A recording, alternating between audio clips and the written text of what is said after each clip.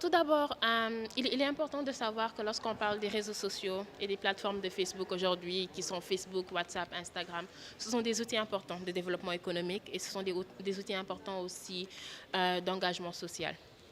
Et la sécurité même des utilisateurs des réseaux sociaux et des Internets est une priorité pour les entreprises comme Facebook aujourd'hui, parce que nous sommes très conscients que les gens ne vont pas utiliser les réseaux sociaux ou l'Internet s'ils ne se sentent pas en sécurité.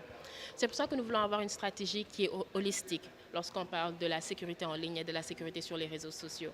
Aujourd'hui, pour nous, c'est un très grand honneur d'être en partenariat avec le ministère de l'économie numérique et des télécommunications pour soutenir le ministère dans l'élaboration d'un plan d'action par rapport à la sécurité des femmes et des jeunes filles en ligne que Facebook compte bien soutenir, bien entendu.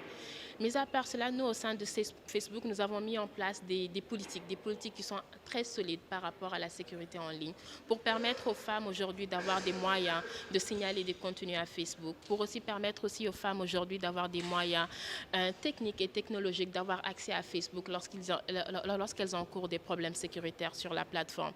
La chose à mentionner, c'est que la pédopornographie est interdite sur la plateforme. Donc, si un individu publie une photo d'un enfant à caractère sexuel, non seulement ce contenu va être supprimé, mais cet individu sera banni de la plateforme. Donc, pour vous dire qu'on a aussi des politiques très fortes par rapport à ça. Et nous sommes allés même un peu plus loin.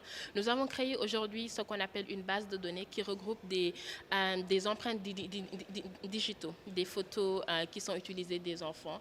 Et à chaque fois qu'un individu publie une de ces photos-là, l'individu, on n'a même pas besoin de signaler. Nos machines d'intelligence artificielle reconnaissent immédiatement cette photo, suppriment la photo, l'individu est bloqué et parfois nous alertons les autorités par rapport à ça.